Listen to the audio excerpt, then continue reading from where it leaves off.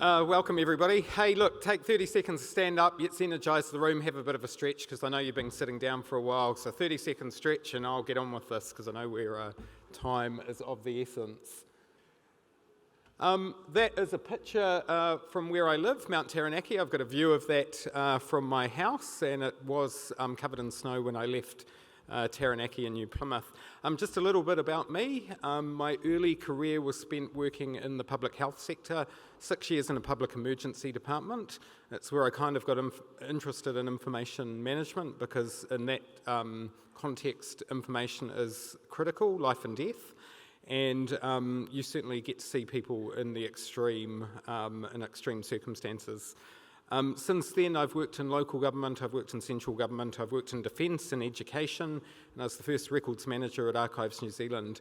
And I'm quite fortunate because I've worked at senior level, so I have been a Chief Information and Technology Officer for the 3 central agencies in New Zealand, one of which is the Department of Prime Minister and Cabinet. And I've also been a local government chief executive, which can come in handy when we're trying to articulate our value. And currently I'm a director of i3 Limited, which a core part of this is strategic information management. And I'm also a director of Analysis Paralysis, which is predominantly a data analytics company. And the two complement each other quite well.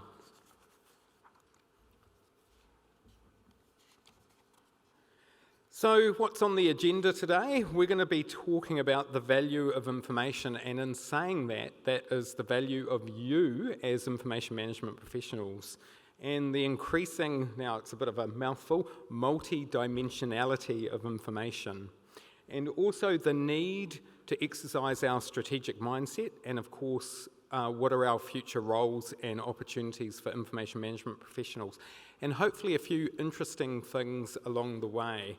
And just doing a sound check, you can hear me at the back there? Awesome. So let's talk about the value of information just very briefly. We talk about Facebook, which is Meta, Amazon, Apple, Netflix, Google, and Alphabet. And all of these organisations, the commonality is that they've obviously harnessed information to achieve global success. And one could argue domination. And that's where my first audience participation question comes in. I'm going to take 3 answers from the floor. How much does Amazon make a day in revenue? Don't be shy. $1 billion. Not bad. Anybody else? Okay. Well done. They make $1.29 billion each day in revenue, and that's an average of $14,900 US every second. Pretty unreal, isn't it? So in saying this, our skills as information professionals are extremely valuable. However, this assumes we know how to clearly articulate these skills and can market them to our key stakeholders, especially in terms of the value and the knowledge and tools we bring to help organisations to achieve both their strategic and operational goals. So I want to talk about this construct briefly of the multi-dimensionality of information. So there are new information forms coming out all the time. Good examples, and this is not an exhaustive list, is things like digital twins, NFTs, 3D printing, e-skin, bioprinting. And then there's also new information channels coming out all the time. So things like chatbots, blockchain, there's even a real-life Terminator 2, and if you Google that, it is quite scary. So in terms of, for example, bioprinting, researchers have already made a start on printing organs such as bladders and tracheas. The ability to print more complex organs such as livers and kidneys could come in the next decade. Now, obviously, this would be life-changing, but it also comes with a host of ethical and social questions, such as whether people would be able to live to 150 or whether 3D printed organs would only be available to the rich. But again, we need to pause here because how is this changing what we do? What is the opportunity? And we'll examine this question in more detail soon. But all of these information forms will need to be managed using pretty much the same principles we use to manage our records now. So I read an interesting article a little while ago about this digital detox, and the basis of it is we are not getting a chance to be bored because we're always looking at our devices, we're always looking at social media. And what the researchers found out was that profound boredom is actually important and beneficial to us, because disconnecting from our digital devices and engaging in this digital detox may help individuals reach the state of profound boredom. And what that actually does, as the slide says, is it fosters creativity and personal development. And so we all know, information overload, it makes us feel overwhelmed, it makes us feel stressed, and it leads to reduced cognitive capacity and decision making. Can anybody relate to that? So again, this ultimately hinders our ability to focus, analyse and retain meaningful information. And again, it also actually makes us appear dumber.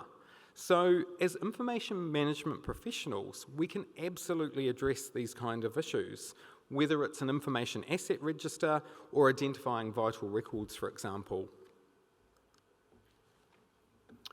And we've had lots of presenters mention AI today, and even just last night on the news was a report of Tom Hanks being used to advertise a product. The only issue is it wasn't Tom Hanks, it was a deep fake. And deep fakes are getting so sophisticated that we can't tell the difference. So again, how can we as information management professionals help? And if you're wondering how we can help, think of key principles like provenance, like confidentiality, integrity, authenticity, especially integrity and authenticity. That's what we're all about, aren't we?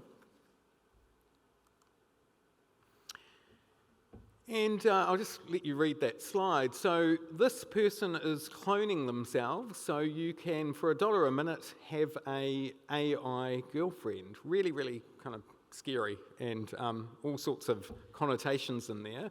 But the reason I included this is because we're seeing quite a common trend is the degradation of relationships over process. So how many times are we told to log a job instead of actually going to talk to somebody? And you as information management professionals are fantastic at collaboration and you're relationship builders. That is you, by the way. So I think we've got an opportunity here with the way we work across organisations and different functions and activities. So again, new devices are coming that directly connect with the brain, decoding patterns. And again, this is a really good example of the new opportunities for our profession. But what are these? So again, this is new forms of information, new information channels, and what are our new roles in managing this type of information, and not just managing it, but obviously protecting it.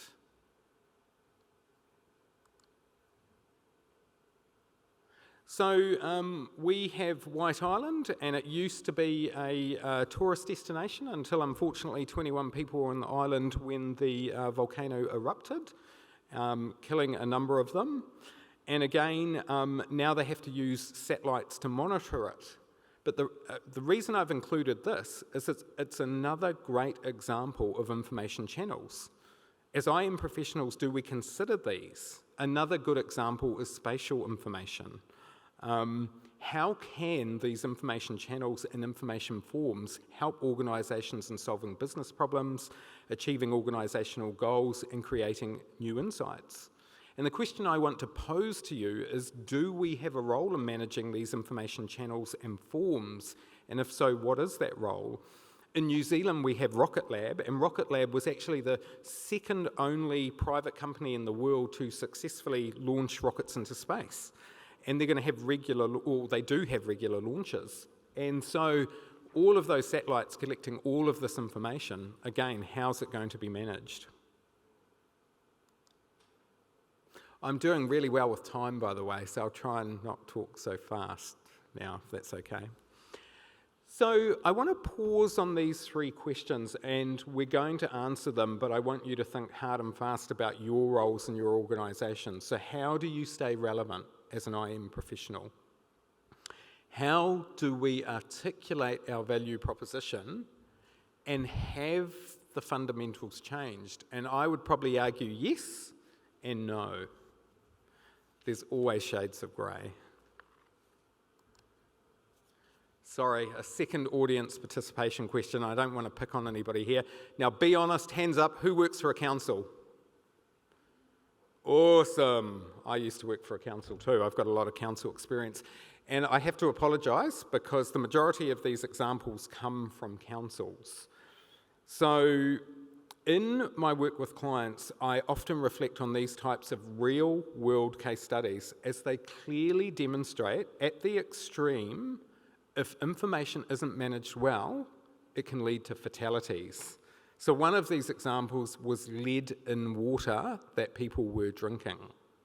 And for those of you with a bit of a medical bent, lead, particularly for children, is really bad news because the damage it does is not reversible. So again, let's pause here and think of those three questions. How do we stay relevant? How do we articulate our value proposition? Have the fundamentals changed? And given our role and our knowledge, how would we address what I call these information deficits? Now, who thinks their organisation doesn't have any information deficits? Who's familiar with these sort of issues in your organisation? Yep.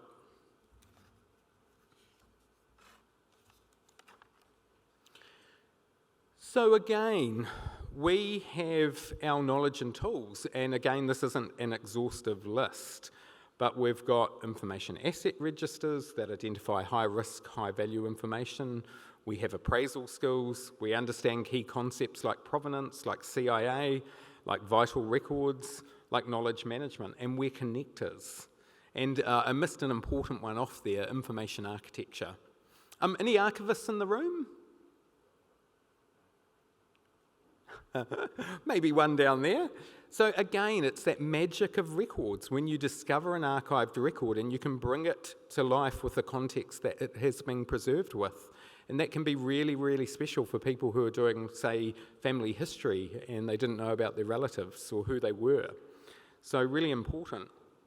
Now, in terms of this discipline disconnect, what I mean there is organisations are siloed, even despite our best efforts. HR does their thing, IT does their thing, finance does their thing. How do we break down that discipline disconnect so we can understand what we're all trying to achieve?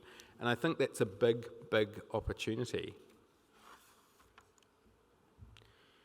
And of course, worldwide, governments are dealing with these two substantial challenges facing citizens and governments globally. And the adverse repercussions are significant.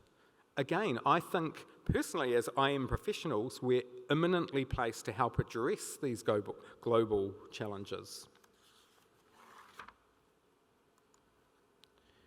So I think our value proposition is how we understand information flows and looking at things through an information lens. So I often, even after many, many years in the business, what's the problem, what's the information angle, what's the role that information's playing here to solve problems, create insights and opportunities.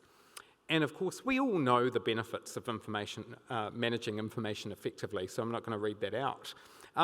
But just to give you an idea about looking at things through an information lens, the ANZ Bank in New Zealand created the ANZ Trucker Meter, and what it does is it looks at our state highways and it looks at how busy are they with certain trucks over a certain size.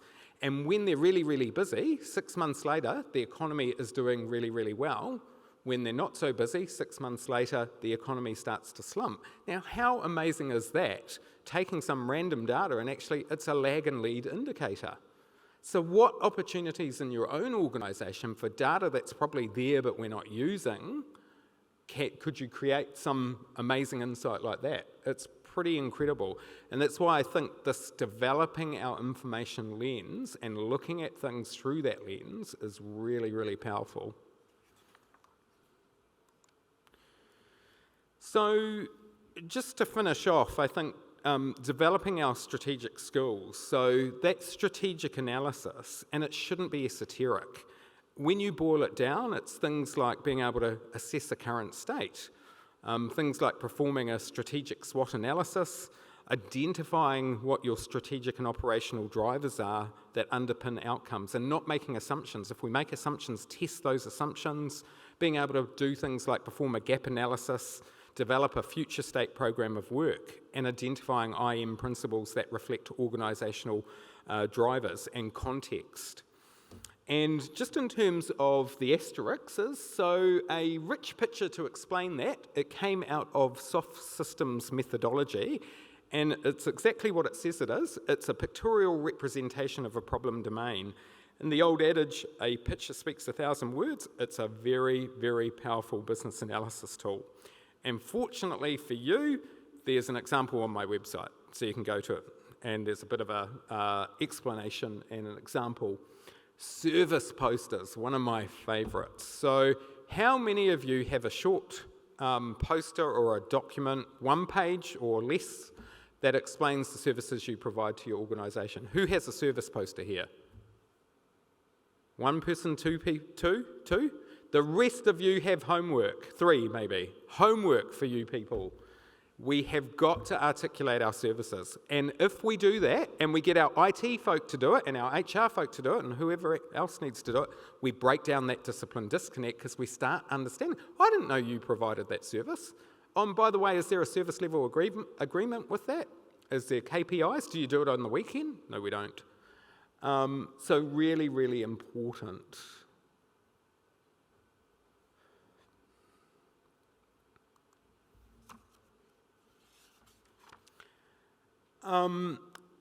Look, one thing I want to leave you to think about is the grass is greener where you water it. So we do need to invest in ourselves, especially our professional development. And just on that strategy stuff, look, a strategy, as I say, isn't some esoteric concept. When it's boiled down, it's just a plan to obtain a goal or set of goals. But an effective strategy is much more than that. And my only caveat is, anybody can write a strategy. It doesn't mean it's a good one. So just leave you with that thought.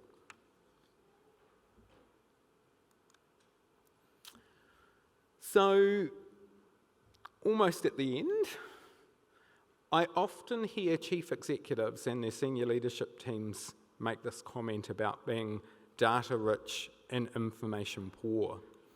So I again think we are imminently placed to help address that.